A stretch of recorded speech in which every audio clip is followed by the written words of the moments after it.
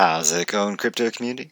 This is Jade Martian back with part 2 of the blockchain and banks deep dive, where we're just enjoying a nice fireside chat, if you will, between Ross Leckow, the Deputy General Counsel of the IMF, and of course Brad Garlinghouse, the CEO of Ripple, right? So in the last part, we talked about basically how, well, you can go back and watch part 1. I won't recap that here because I'm sure you want to hop right into this. And we do have at least 10 plus minutes worth of video to get through here. So real quickly though, before we jump into part 2 of this, if you're new, please be sure to hit that subscribe and definitely check out part 1 of this series so that you can see where we're at here. Also, if you enjoy this kind of content, hit that like so I know that you want more, and also ring that bell so that you can stay up to date with when part 3 launches. Now, without further ado, now that my plug's out of the way, right? Let's hop right into this. But, from your perspective, what do you see as a really good use case for blockchain in this region? And how can technology address problems? So this is what I'll call a softball. For those of you who know, when I think about use cases for crypto, certainly Ripple has focused almost exclusively on a cross-border payments problem because it is where we see a very high degree of pain from customers, whether that's measured by how long it takes, how much it costs, or remarkably, and some of you may have had this experience, how little transparency you have into the state of a transaction. I think that what's going to happen in many parts of the blockchain space is you have immense amount of just pure experimentation. It isn't real. They're not solving a real problem for real customers. I've been fond of saying that experiments are not a business model, or certainly not a sustainable business model. Ripple has decided, instead of going very horizontal and talk about lots of different use cases for blockchain, we've gone very deep in solving this cross-border payments problem. As I mentioned earlier, well, I didn't say how many, but we have well over 100 customers worldwide, about 50% of which are here in Asia. One bank that I'll highlight that has been certainly aggressive and progressive in their approach is Siam Commercial Bank in Thailand. And the work they've done is really setting them up to be a next generation hub in solving, as some in the correspondent banking community retract from some parts of the Southeast Asian market, Siam Commercial is actually solving that and using blockchain and even using digital assets to help solve that problem. So I think that while the speed and the dynamics that are solved from the transparency of a much better messaging system are profound. So I'm sorry, I have to pause there because I can't even listen to what Brad's saying now because of what he just said. He just called out SCB, again, somebody we talked about in part 1, somebody that did a video on what will be yesterday when you're watching this, because I'm posting this a day tomorrow for where I'm recording it, right? SCB has recently, once again to recap for those who haven't heard me in other videos, SCB is outwardly saying they're, expressing that we're not using XRP. What? I don't know what you're talking about. Brad just basically came out and said they are. So what's going on here? This SCB plot thickens further, right? What's going on, SCB? Eventually we'll get clarity on that, but I just had to express that because of what's currently going on with the current nature of this beast that we're combating right now, right? Now, yeah, we'll hop back in because that was just rattling me. Found, more importantly, I think, is how liquidity, and today, as many in the fintech community know, banks pre-fund accounts. There's almost $10 trillion parked as pre-funded accounts around the world such that banks can then debit and credit and make those cross-border flows work. We have a product that allows banks and allows financial institutions, payment providers, to not pre-fund, thus making that trillions of dollars more active. And we think by doing this, we really do accelerate the global engine of commerce in a way that is good for corporate, is also good for consumers at the remittance level. And I think truly one of the things we think about at Ripple is some of the populations that are most kind of penalized by the dynamics of remittance costs are those that can least afford it. So when I look at what's going on in ASEAN, I think we have seen, and certainly here in Singapore, we've seen leadership, and I think we're going to continue to see that over the coming 12 months because this is a market where there is more clarity from a regulatory point of view, as Ross was articulating. And so I think that allows companies like Ripple to continue to invest and expand the footprint across this region. All right. Back. So there you go. The idea is that ultimately, because of the support and communication, once again, like we highlighted in part one of this, the support and communication between the industry and the members of this industry are why Ripple and its digital assets in general are blooming from Asia, right? So the other point that he touched on was the remittance corridor and the liquidity solution that Ripple was offering, right? And he just said that there's just for the remittance corridor, there's $10 trillion just sitting parked in these. I think it's the Nostro account is the receiving end, or it's the Vostro, one of the two. I'm not. Somebody can correct me. It's either the Nostro or the Vostros that could just be outright liquidated and made available to the people of that nation if that money didn't have to be sitting there parked in a bank to ensure that it's there if they need to fund a transaction. With this international liquidity solution, XRP, those accounts can be put into, instead of held in this thing where they can't be used, those accounts can all be combined essentially under one asset, an international asset that's decentralized, therefore equally distributed ownership amongst all participants. And that network then is able to facilitate the collective liquidity to all participants, right? That's why this is so important.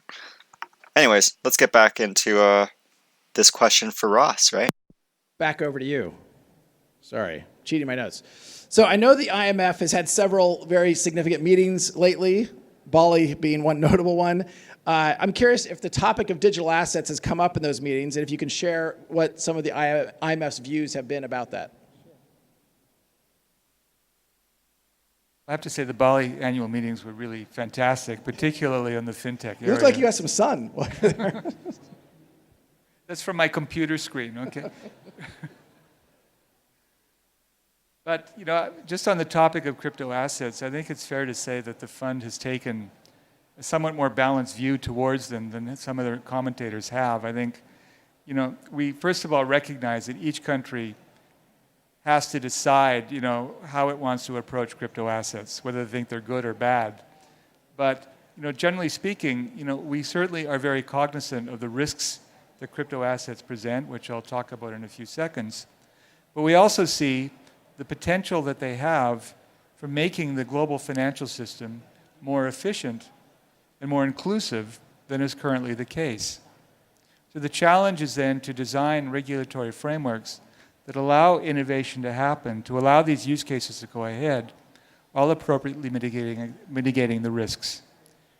So what are those risks? Well, I think there are several, and I think they relate to some of the specific features of many forms of crypto assets. Their pseudo-anonymous nature in many cases, or anonymous, their decentralized nature, the ability to bypass the use of intermediaries when making transfers, and of course their cross-border, their transnational reach, make them particularly susceptible to criminal misuse in a variety of different forms, whether it be money laundering, terrorist financing, tax evasion, the evasion of international sanctions, where some rogue states have allegedly used crypto assets to bypass the traditional financial system, or fraudulent initial coin offerings. All of these are various risks that regulators need to think about. But it's also true that the international community has been doing a lot of work on the question of regulation of crypto assets that can help countries put in place frameworks that will enable the use cases to go ahead. the Financial Action Task Force, the international standard setter in the anti-money laundering space, that has put in place a standard that guides countries on how to design regulatory frameworks to deal with money laundering and terrorist financing risks, came out several years ago, actually, with guidance to its member countries on how to apply their frameworks to crypto assets. And this last month in Paris, they actually amended the standard to provide for more comprehensive coverage of crypto assets. So what approach do they do to resolve this problem? I think the basic approach has been to impose upon new types of service providers in the crypto asset space, service providers like virtual currency exchanges, to impose upon them the same kinds of customer due diligence requirements that banks have to conduct when they allow cross-border payments to go forward. We at the IMF have been an observer in FATF. We've been very much a part of this process, and I think it's interesting to see how the international community is working together in trying to develop approaches in this area. And I think that, if you look what's being done with respect to regulation, anti-money laundering regulation of crypto assets, it's a good model, I think, in some ways, for how regulation may develop in other areas. To give you perhaps three examples out of the FATF approach to crypto assets. The first is that I think one is starting to see entity-based regulation, the regulation of banks or other types of financial entities, being complemented by activity-based regulation, where different types of financial intermediaries engaged in the same type of service are regulated in roughly the same way. So you have, in the field of cross-border payments, you have banks and now exchanges subject to roughly the same types of requirements. The second, I think, important... So what he's explaining now is, the FATF, and that is absolutely what we're all obsessing over right now too also, right? This has been a long time coming. This is also a reason why I can be really dismissive of people when they're like, oh, this is a year out. It's like, are you kidding me? Do you have any idea how long this thing that we're all talking about has been at play? Again, this is November of last year. And we know that this goes back at least to 2017 of when these talks all started, right? We're over 2 years in talks.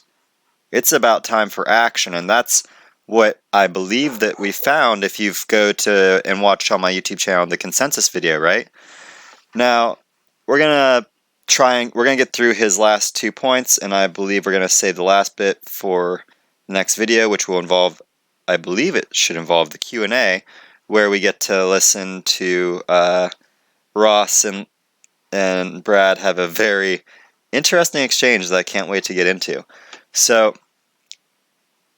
let's hop back in and get to his other points. But the points that he's basically discussed so far, just to quickly recap on everything. How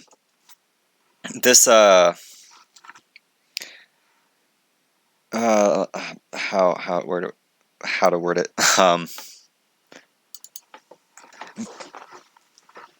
I apologize. I'm having an issue here pulling this together. The word I should just start with is synergy, right? Everything that he's discussed so far has been about synergy between policies, as far as like how there's synergy between how the policies applied to banks can be applied to these digital asset groups.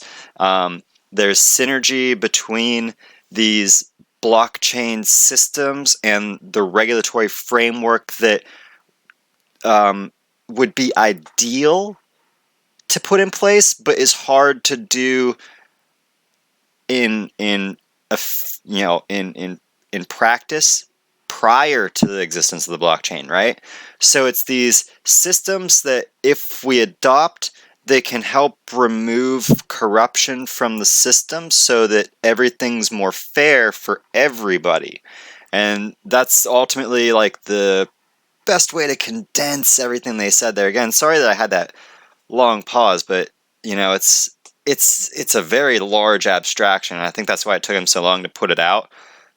But hopefully that what I've provided you is a little more simple way to look at what he's just did, and you can excuse the pause, right?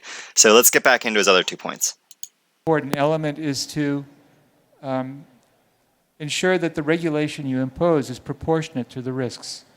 A hallmark of the FATF standard is a risk-based approach, and one wants to develop regulation that guards against the risks, but does not unduly stifle innovation.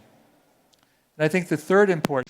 So second point, really simple, is that the regulations that are being put in place by the FATF, the Fast Actions Task Force, or Faster Action Task, whatever. The FATF, I've already forgotten the acronym, but the FATF is hoping that their regulations are going to help prevent as much risk as possible without stifling innovation to emerge within this new ecosystem, right? Because the unknowns are unknown, and until they're known, we should be optimistic, cautiously though.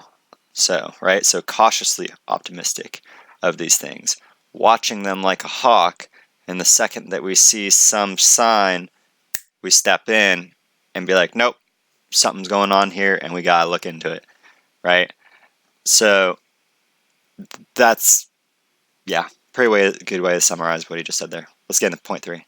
Important feature, which I think is a key takeaway, is that international cooperation and regulation is essential.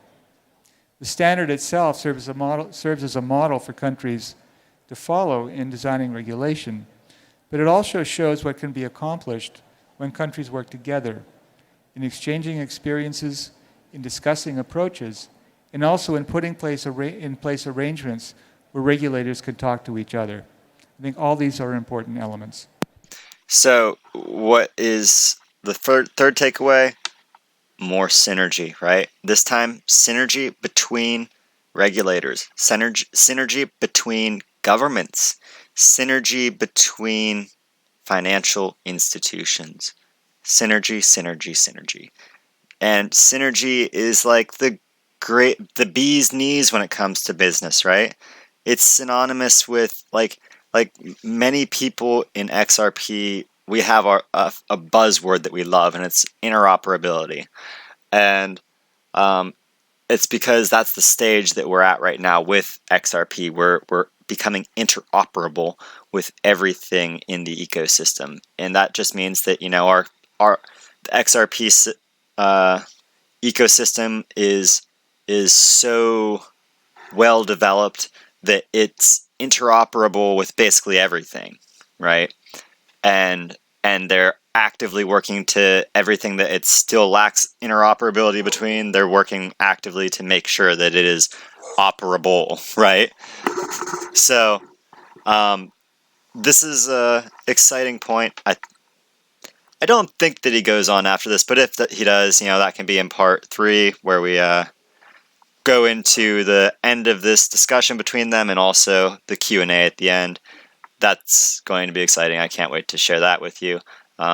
So, as always, thank you for tuning in, all my XRP Martians. If you're new, be sure to hit that subscribe, especially since you made it to the end of this. Come on, hit that sub. You know you enjoyed this and want to see more. And that also means you should ring that bell so that you'll be up to date whenever I release part 3 of this, right? So, with all that said, I've been Jade Martian. You've been watching The Martian Report, and I can't wait to see all you, my XRP Martians, on Mars.